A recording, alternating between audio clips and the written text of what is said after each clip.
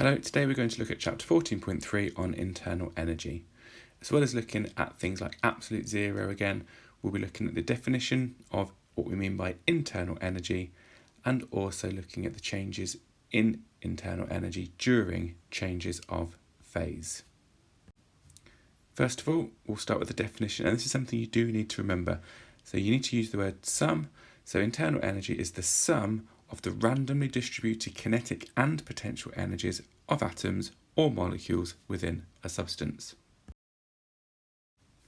I find it easier to break the definition down and turn it into an equation. So total energy is equal to kinetic energy plus potential energy. So we said the total energy is the sum of each of kinetic and potential energies. So kinetic energy is the sum of each individual particle moving, so in a liquid. Potential energy are the electrostatic intermolecular forces between the molecules. So put another way, kinetic energy is all about movement. You know that because of the word kinetic. Potential energy is all related to do between the energy in the bonds between the atoms or molecules. So if we have an object here that's hotter and we make it cooler down to 0 Kelvin, there's a change in internal energy. In the hotter one, particles are moving fast. In the cooler one, particles are moving slower. And then when it does get down to 0 Kelvin, that's when the particles will stop moving. They will have no kinetic energy. However, there will be bonds between each of the particles. So internal energy is never zero, as there will always be electrostatic potential energy between particles. So there's always going to be bonds between particles that are storing energy. So the internal energy would never be zero, but the kinetic energy could be. Let's now think about a beaker of water. We've got a Bunsen burner and it's going to heat up the water. So have a think about what's happening to the kinetic energy inside the water, but also what's happening to the potential energy inside the water. When you're ready, press play to resume. So the first thing to think about is the molecules or atoms are going to start moving faster. So the average, and we'll talk about that more at another point, the average kinetic energy will increase. And from GCSE, hopefully you remember the idea that at a phase change, bonds break. So when it's going from a liquid to a gas, the gas molecules no longer have the bonds attaching them together, otherwise they'd carry on being a liquid. So the electrostatic potential energy varies depending on its state. So if we go back to our beaker of water, if it stays at the same phase,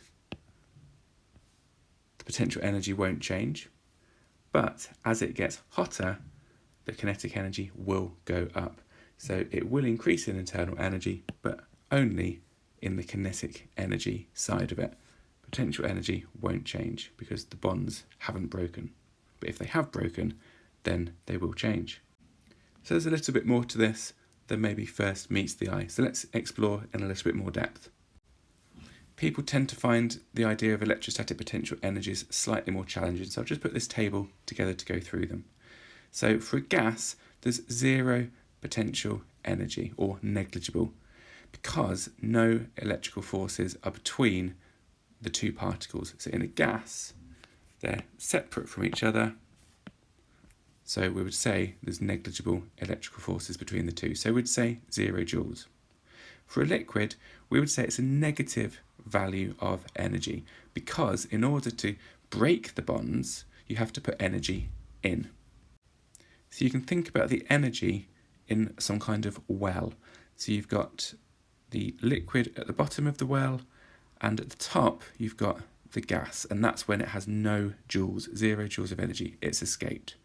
So by putting energy into the liquid, let's have 2 bonds there, put energy in, so that might be, I'm making the number up, minus 10 joules, so give it 10 joules of energy. That will then allow the gas molecules to break free and have 0 joules of energy, so they're no longer bonded, there's no potential energy between them. For a solid, it's much larger, so that would be a much deeper well. So this might be 0 joules, but Well, this might be minus 50 joules. So in order to turn a solid into a gas, you'd have to put in a much larger value. So we would say the potential energy has a much larger negative value. There's quite a useful picture on figure 2 in your book where you can see water, H2O, and then the electrostatic bonds between them, which is causing the potential energy between them in the liquid form. And equally the arrows are showing the idea that these particles are moving, which then of course is the kinetic energy. So let's consider a little bit more about changes of state. So at GCSE you will have drawn something like this, where you have temperature on the y-axis and time on the x-axis. So have a think what the graph would look like from ice turning to water vapour. So on the graph, if you can, add the idea of energies and changing of state to it. And don't forget to label some numbers because we are talking about water and there are some key numbers around temperature that you should be aware of. For this topic, you can use degrees Celsius. So when you're ready, press play and we'll go through the answer. Okay, so let's put some key numbers on first of all. So we know that water freezes at 0 and we know it boils at 100. And we can then put a number down here to show when it is a solid or ice. So we know that ice will start below, that should be a straight line. We know that ice should start below 0 degrees Celsius, and then for a time it stays at 0 degrees. For a time later it will start melting and the liquid will reach 100 degrees Celsius, and at that point the line will go flat again, and the final part of it is when the temperature starts rising above 100 degrees when it's water vapour.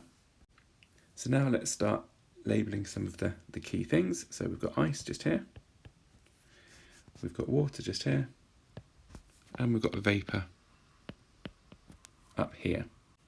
Now where we've got the lines that have a gradient, so one just here, one there, and one here, we have a change in temperature, so delta T. So this is where we get an increase in kinetic energy. The temperature is getting higher, so the particles are moving faster, so they're going to gain in kinetic energy, and that's why then the temperature would increase. And then the bits where we don't have a gradient, so one just here and one just here, these are very much linked to potential energy. The point at which it's all turned to a gas, that's when there is no potential energy just there, 0 joules. All of the atoms have broken. So the potential energy is slightly negative there, going to 0 just here.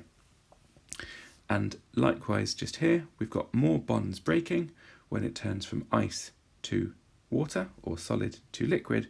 So we have a very negative value just there, and still a negative value, but a slightly less negative value just there, going back to the well idea and what I mentioned earlier. So the green is all about the breaking of the bonds. And this is where we get a change of state.